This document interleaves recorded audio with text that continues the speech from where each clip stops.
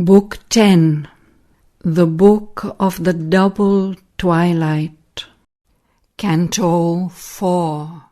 The Dream Twilight of the Earthly Real. The woman answered to the mighty shade, and as she spoke, mortality disappeared.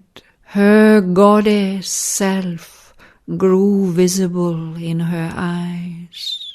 Light came, a dream of heaven, into her face. O death, thou too art God, and yet not he, but only his own black shadow on his path, as leaving the night he takes the upward way, and drags with him its clinging inconscient force. Of God unconscious, thou art the dark head. Of his ignorance, thou art the impenitent sign. Of its vast tenebrous womb, the natural child. On his immortality, the sinister bar. All contraries are aspects of God's face. The many are the innumerable one. The one carries the multitude in his breast. He is the impersonal, inscrutable soul. He is the one infinite person seeing his world. The silence bears the eternal's great dumb seal. His light inspires the eternal word.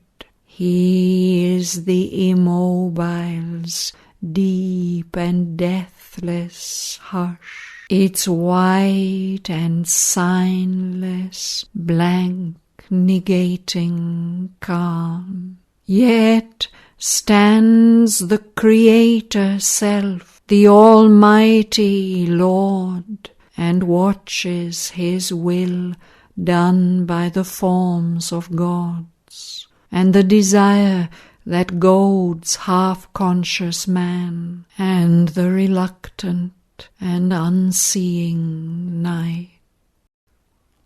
These wide divine extremes, these inverse powers, are the right and left side of the body of God. Existence balanced twixt two mighty arms confronts the mind with unsolved abysms of thought.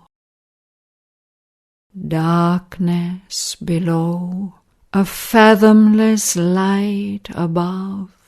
In light are joined, but sundered by severing mind, stand face to face, opposite, inseparable, two contraries needed for his great world task, two poles whose currents wake the immense world forth.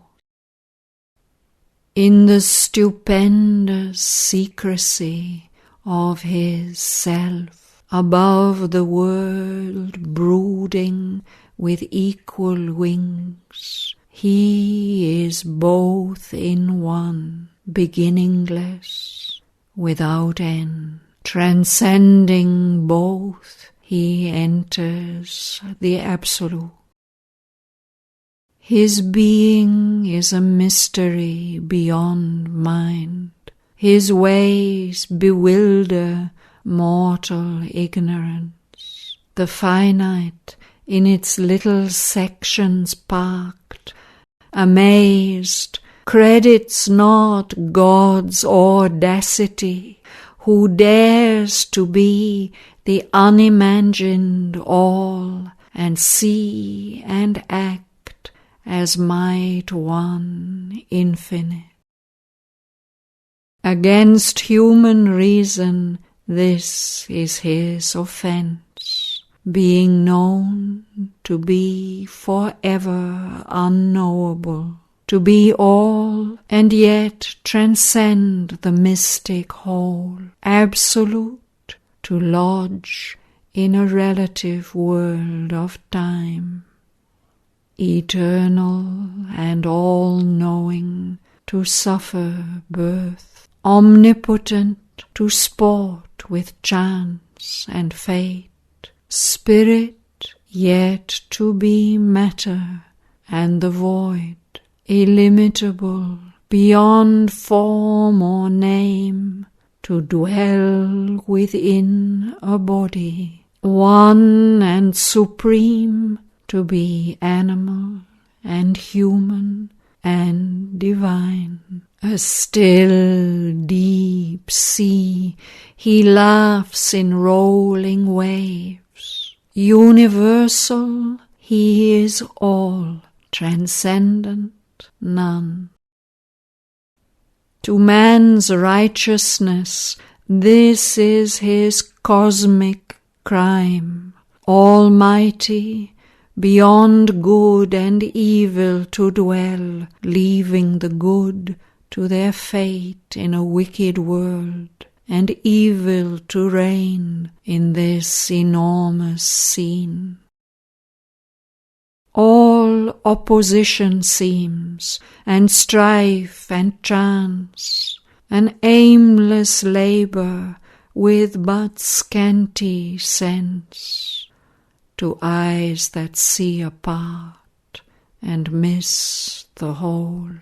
The surface men scan, the depths refuse their search. A hybrid mystery challenges the view, or a discouraging, sordid miracle.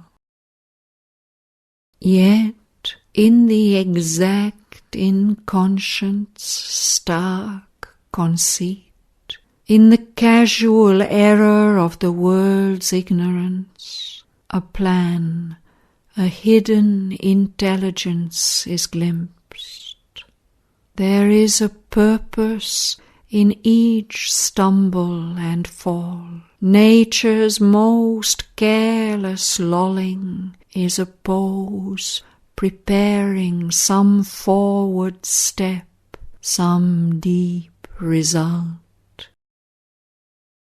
Ingenious notes plugged into a motived score, these million discords dot the harmonious theme of the evolution's huge orchestral dance.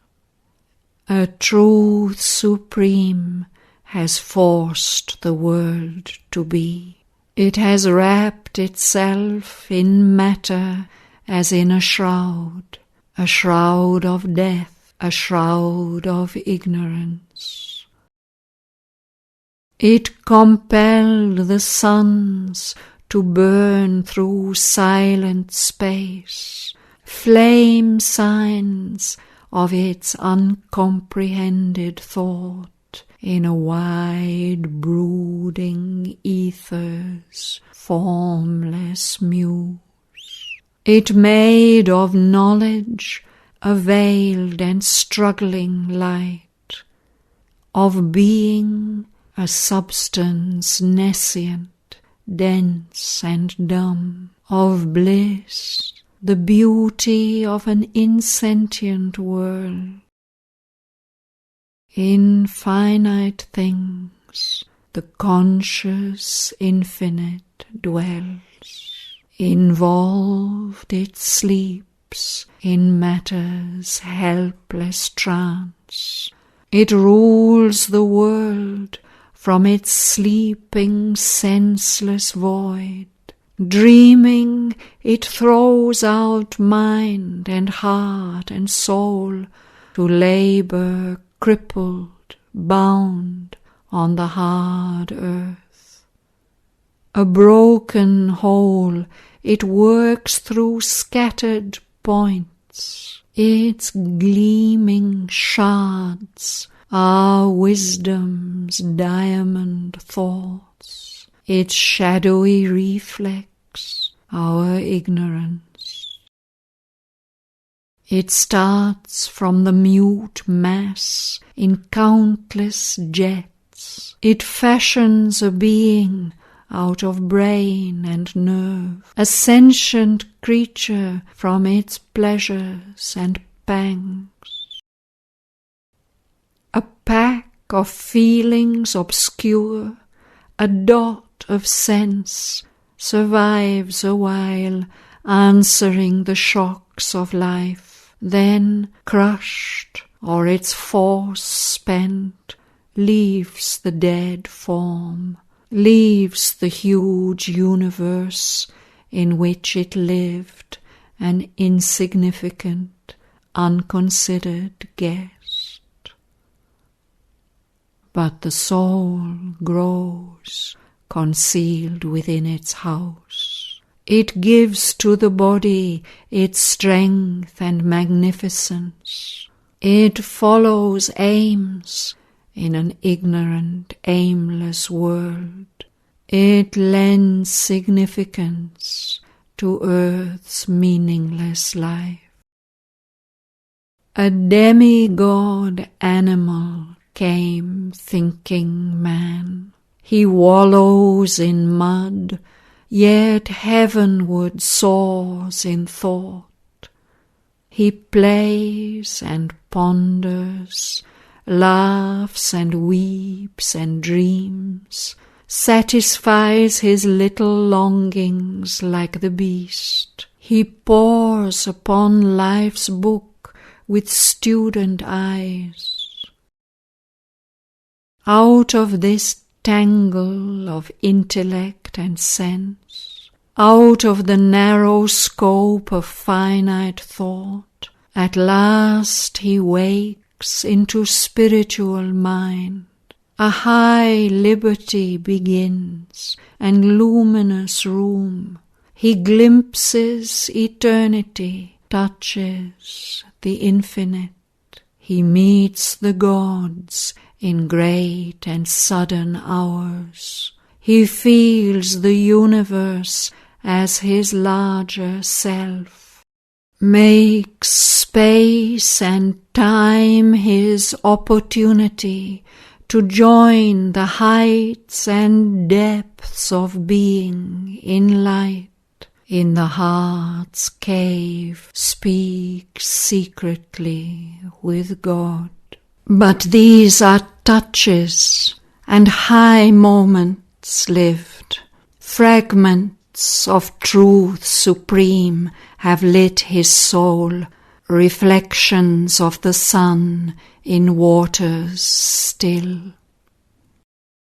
A few have dared the last supreme ascent, and break through borders of blinding light above, and feel a breath around of mightier air, receive a vaster being's messages, and bathe in its immense, intuitive ray.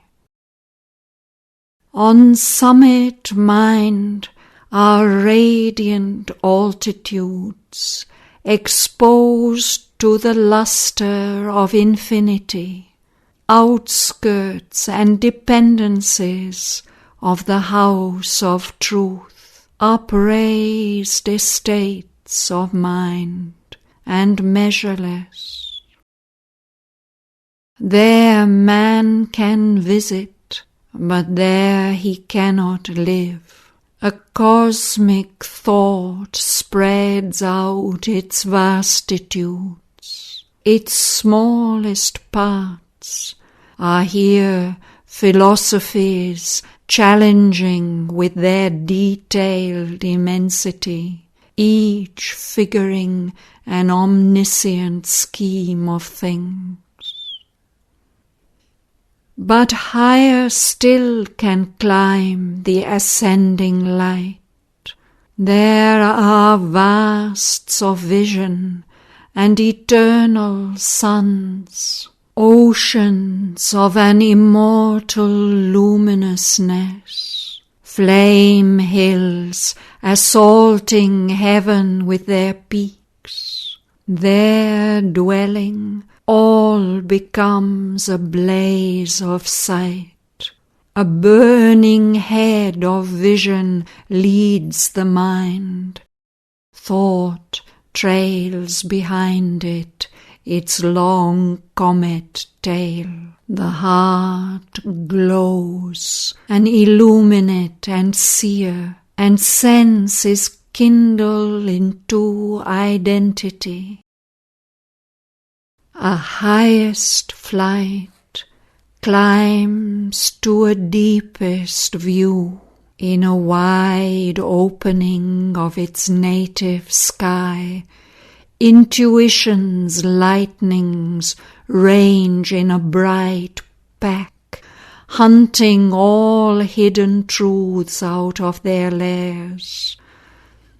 Its fiery edge of seeing absolute cleaves into locked, unknown retreats of self, rummages the sky recesses of the brain, lights up the occult chambers of the heart. Its spear-point ictus of discovery, pressed on the cover of name, the screen of form, strips bare the secret soul of all that is.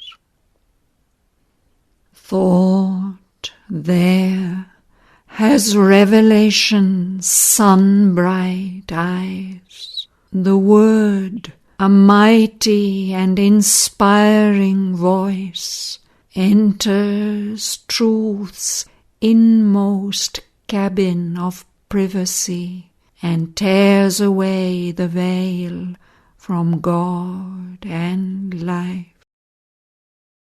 Then stretches the boundless finite's last expanse, the cosmic empire of the overmind, time's buffer state bordering eternity, too vast for the experience of man's soul.